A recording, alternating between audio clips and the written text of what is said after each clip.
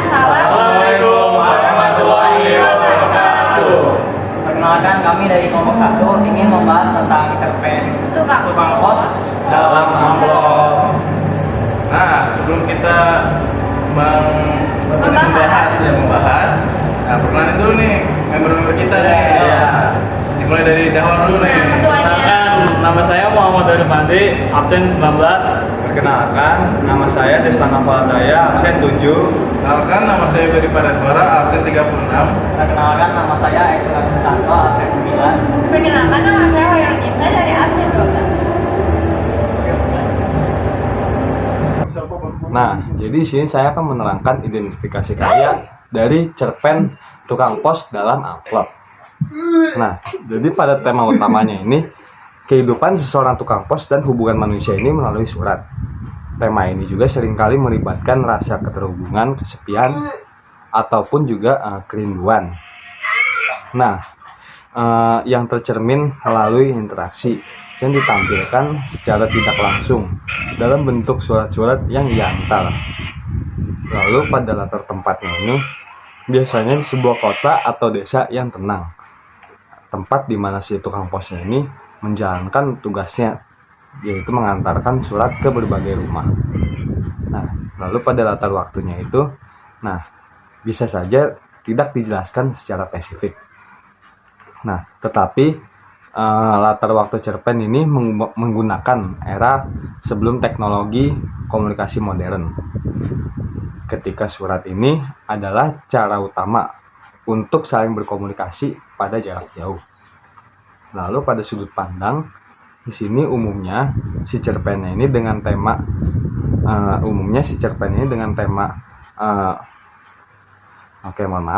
Jadi umumnya cerpen dengan tema ini menggunakan sudut pandang orang pertama atau orang ketiga, yaitu dari perspektif tukang pos itu sendiri.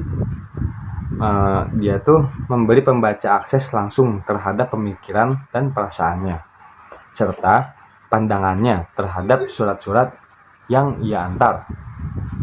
Lalu pada gaya bahasa, narasi cerpen ini mungkin akan cenderung menggunakan gaya bahasa yang puitis atau melankolis untuk menggambarkan kehidupan seorang tukang pos ini yang penuh dengan keheningan atau kedalaman perasaan itu. Jadi kombinasi dari elemen-elemen ini membentuk identitas karya tukang pos dalam amplop yang menjadikannya unik dan menggugah pembaca untuk seperti merenungkan makna di balik rutinitas sehari-hari si seorang tukang posnya ini. Nah, karya tukang pos dalam amplop ini adalah bagian dari kumpulan cerita pendek Sepotong Senja untuk pacarku oleh si penulisnya itu Seno Gumira Aji Dharma. Nah, dalam cerita ini seorang tukang pos terjebak dalam sebuah amplop yang berisi senja yang sebelumnya dikirim oleh tokoh Sukap kepada Alina, kekasihnya. Nah, tukang pos ini itu akhirnya dia mengalami petualangan surreal di dalam dunia amplop yang berisi senja tersebut. Lalu dia berinteraksi dengan dunia yang berubah menjadi alam air, di mana ia itu melihat sejarah manusia dari sudut pandang ikan-ikan yang telah mengambil alih dunia dalam amplop tersebut. Nah, jadi cerita ini menggambarkan eksplorasi cinta, waktu, dan juga keberadaan melalui simbolisme senja dari perjalanan dalam amplop, serta memperlihatkan refleksi tentang nasib manusia dan alam semesta. Nah, lalu selanjutnya dari Excel. Tukang pos dalam amplop adalah cerita penuh fantasi dan simbolisme yang menggambarkan perjalanan seorang tukang pos biasa dalam menjalankan tugas luar biasa. Diceritakan bahwa tukang pos ini harus mengantar surat yang tampak istimewa karena amplop tersebut memancarkan cahaya merah keemasan seperti senja yang sempurna.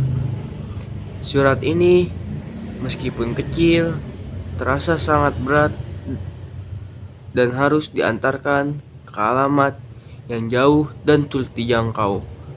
Tukang pos itu menempuh perjalanan panjang selama 40 hari 40 malam, melewati berbagai medan dan bahkan harus bersepeda sepanjang malam. Perjalanan ini menjadi semacam ziarah pribadi, di mana ia berhenti setiap kali senja tiba untuk menikmati momen itu sangat hikmat, seolah-olah sedang berdoa. Rasa penasaran tukang pos itu akhirnya membuatnya membuka amplop tersebut yang mengubah hidupnya selamanya.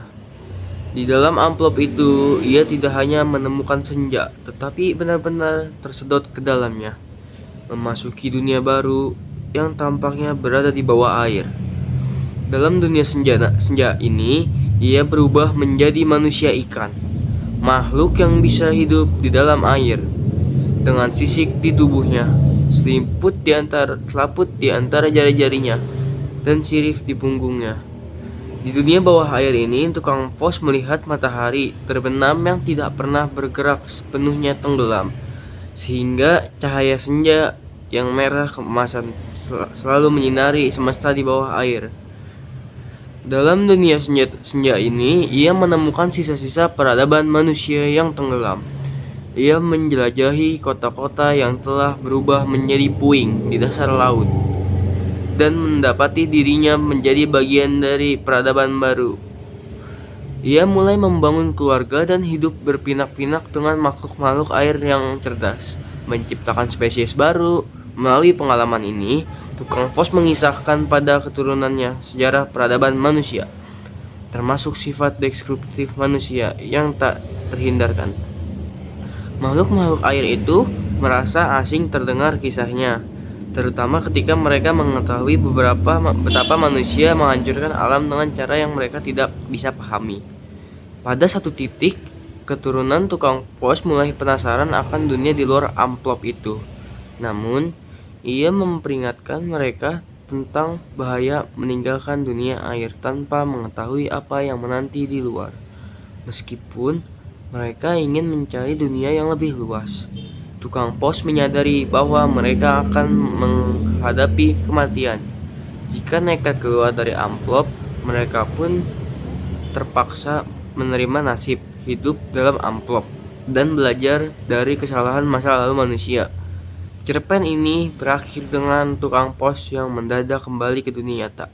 Ia menemukan dirinya basah kuyup di dekat sepedanya, dikelilingi anak-anak desa yang bingung melihatnya. Tukang pos tersebut meskipun bingung hanya bisa melanjutkan tugasnya mengantar surat terakhir. Cerita ini menjadi renungan mendalam tentang cinta, ambisi, dan konsekuensi rasa ingin tahu manusia. Melalui perjalanan mistis ini, Seno Gumira Adjidharma menyoroti betapa kompleksnya hubungan manusia dengan alam dan bagaimana cinta, keingintahuan, serta pengorbanan dapat mengubah hidup seseorang. Selanjutnya akan diterangkan oleh teman saya Yoga. Selanjutnya ada identitas pengarang dari Seno Gumira Adjidharma. Nah, Seno Gumira Adjidharma adalah penulis dan ilmuwan sastra Indonesia yang lahir pada 19 Juni 1998 di Boston, Amerika Serikat, dan dibesarkan di Yogyakarta. Nah, ia merupakan putra dari Profesor Dr. Sastro Ami Jojo, seorang guru besar Fakultas MIPA Universitas Gadjah Mada, dan Dr. Pustika Kusuma Sujana, seorang dokter spesialis penyakit dalam. Seno menikah dengan Ike Susilowati pada tahun 1981 dan dikaruniai seorang anak bernama Timur Angin. Nah, karir Seno dimulai dengan bergabung dalam rombongan sandiwara teater alam di pimpinan Azwar A.N. Karya pertamanya berupa puisi dimuat dalam rubrik puisi lugu. di majalah Aktuil Asuhan Remi Shilado. Ia kemudian menulis cerpen dan esai dengan cerpen pertama yang berjudul Sketsa dalam Satu Hari. Nah, yang dimuat di Surat Kabar Berita Nasional pada tahun 1976. Di sini ada beberapa karya terkenal Seno, meliputi Manusia Kamar tahun 1984, Penembak Misterius tahun 1993, Saksi Mata 1994, Dilarang Menyanyi di Kamar Mandi 1995, Sebuah Pertanyaan Untuk Cinta 1996, Iblis Tidak Pernah Mati 1999, Dunia Sukap yang kali ini akan di review ya tahun 2001. Nah, Sepotong Senja Untuk Pacarku, nah ini juga nih akan di review juga sekarang kali ini di review. Lingguai 2007, Tiada Ojek di Paris 2015, Aku Kesepian Sayang Datanglah Menjelang Kematian 2020. Nah, Seno Gumila Aji Dharma juga tidak membuat cerpen saja, ternyata juga ada karya-karyanya seperti novel dan esai. Di karya novelnya, dia membuat Jas, Parfum, dan Insiden tahun 1996, Kitab Omong Kosong 2004, Biola Tak Berdawai 2004, Kala Tidak 2007, Wisanggeni Sang Buronan 2000, Ngeri Senja 2003. Di esainya, dia pernah membuat 3, yaitu Ketika Jurnalisme Dibungkam, Sastra Harus Bicara 1997, Kisah Mata Fotografi Antara Dua Subjek 2002, Layar Kata Menengok 20 Skenario Pemenang Citra Festival Film Indonesia 1993 sampai 2008. Sena juga menulis naskah, drama, komik, dan skenario film. Beberapa karya telah diadaptasi ke dalam bentuk opera oleh komponis Ananda Soekarlan, seperti cerpen Ibu Yang Anaknya Diculik Itu dan Clara. Sepanjang karirnya, Seno menerima berbagai penghargaan, antara lain Sea Wright Award 1987, Jeannie O'Hearn Prize for Literary Translation 1997 untuk cerpen Saksi Mata, Katulistiwa Literary Award 2005 untuk novel Kitab Omong Kosong. Selain menulis, Seno aktif sebagai dosen di Fakultas Film dan Televisi Institut Kesenian Jakarta (IKJ) dan Fakultas Ilmu Budaya Universitas Indonesia (FIB UI.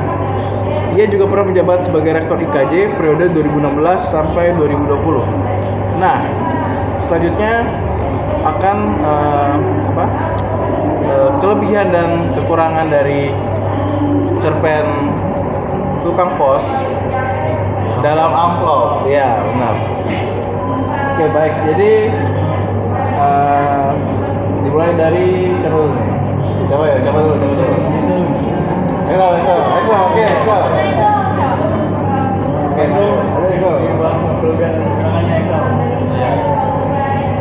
Oke, jadi saya akan membahas tentang kelebihan dan kekurangan dari cerpen ini.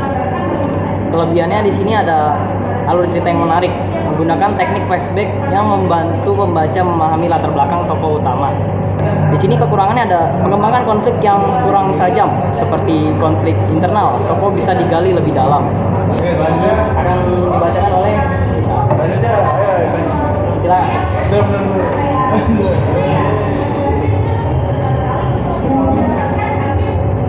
Oke, jadi yang pertama itu simbolis dan imajinasi yang kuat.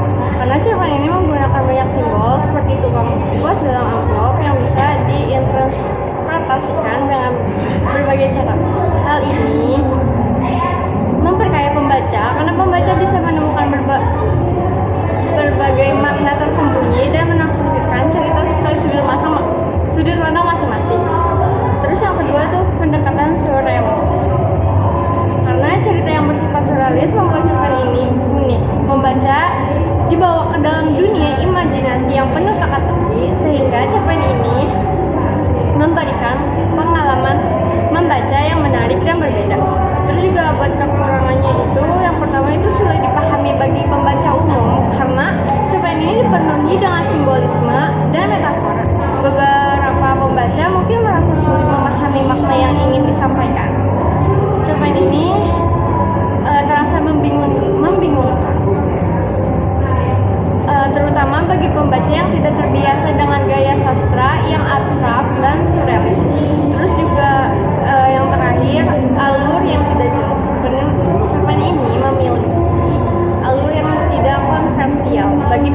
bagi sebagian pembaca. Ini bisa menimbulkan kebingungan dan kesulitan dalam mengikuti alur ceritanya atau konflik yang disajikan secara yang tidak dijelaskan secara gamblang.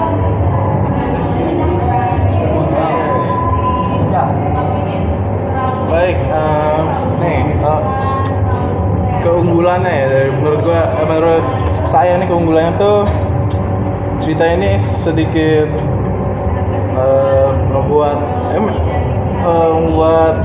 berpikir-pikir gitu, kayak menarik, yang kayak sedang di dunia mimpi gitu.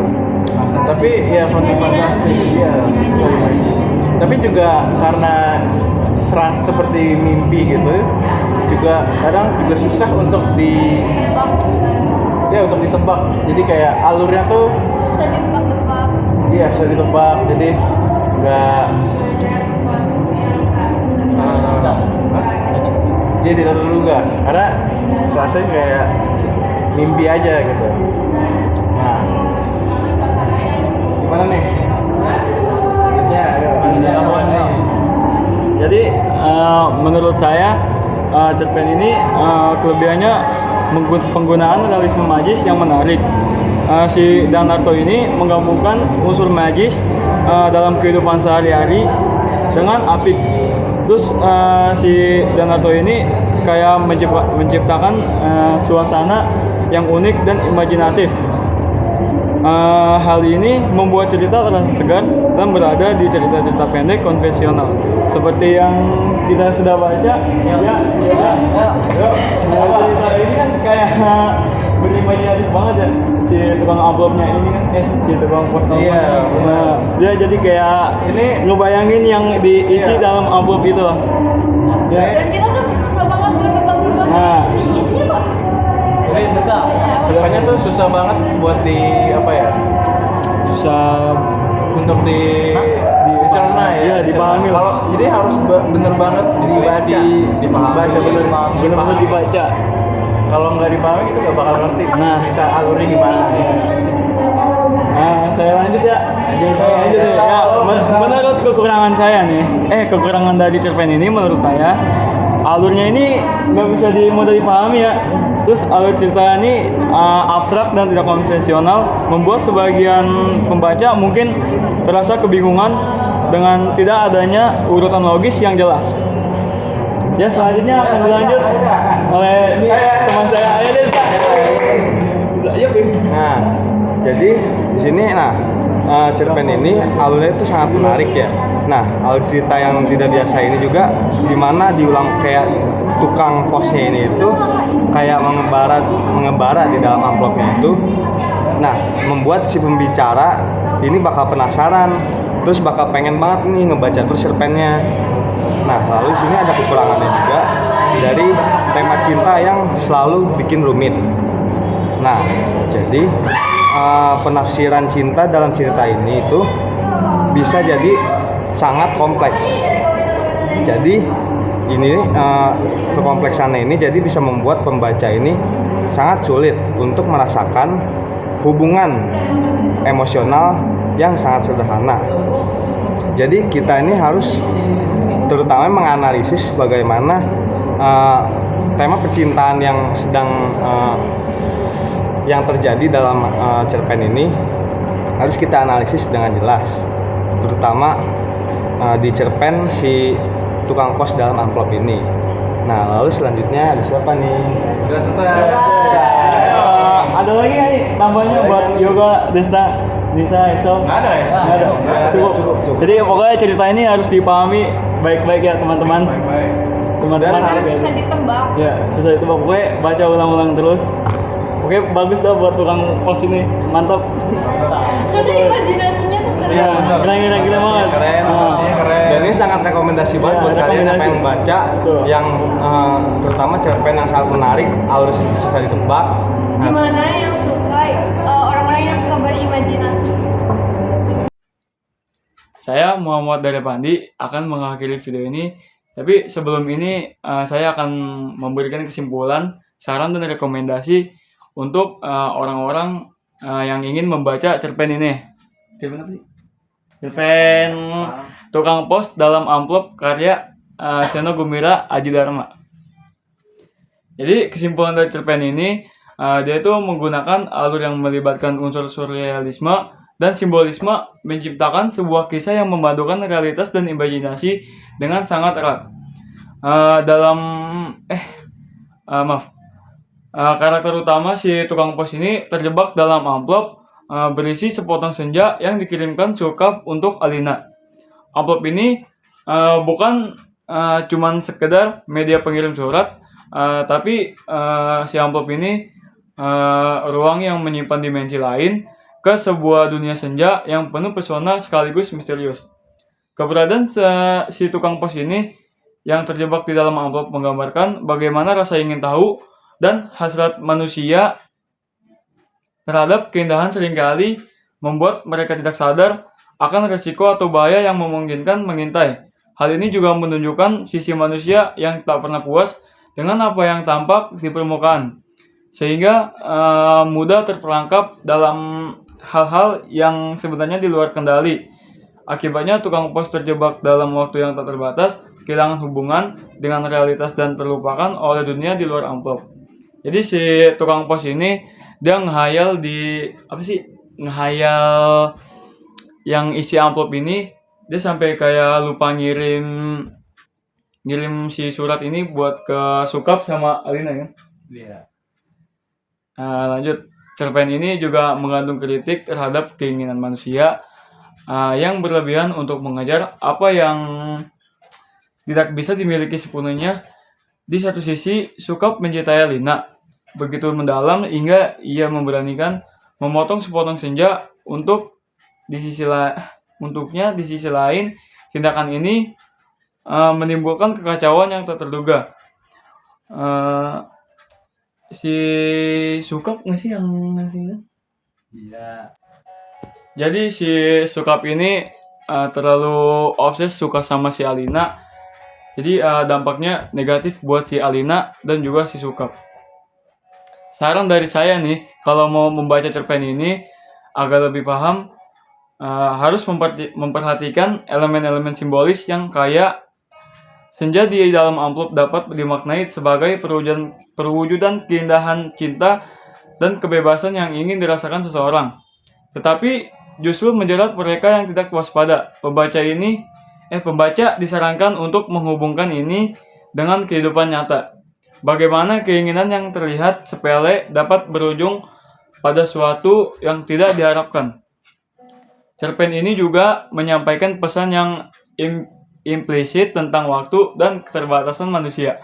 Tukang pos yang terperangkap di dalam amplop selama 10 tahun tanpa menyadari pergerakan waktu mengilustrasikan bagaimana manusia seringkali terjebak dalam hal-hal duniawi dan kehilangan arah tujuan dalam hidup.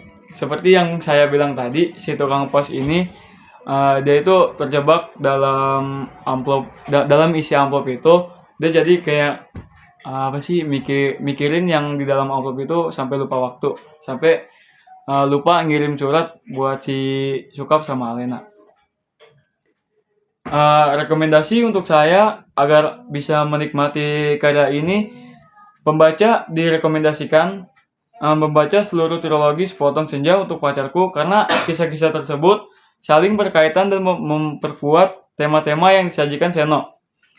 Karya ini juga bisa diapresiasi lebih jauh dengan mempelajari teknik penulisan Seno yang sering menggunakan simbolisme untuk menggambarkan perasaan manusia. Mempelajari tema cinta obsesif dan fantasi juga dapat memberi wawasan lebih mendalam tentang bagaimana Seno menggambarkan perasaan yang kompleks dalam wujud yang sederhana.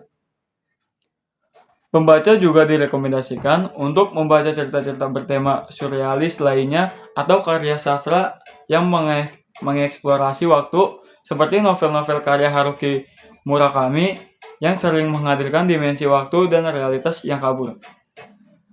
Akhir dari kisah ini juga dapat digunakan sebagai renungan tentang arti cinta dan batasnya serta tentang bagaimana manusia seharusnya bisa mengendalikan keinginan dan emosinya agar tidak terjebak dalam ruang yang terelakkan. Sekian dari saya. Wassalamualaikum warahmatullahi wabarakatuh. Masih pakai penutupan ya? Sekian dari kelompok kami. Kelompok satu. Sekian dari kelompok 1. Mohon maaf jika ada kekurangan. Ya, mohon maaf. Boleh, Ya,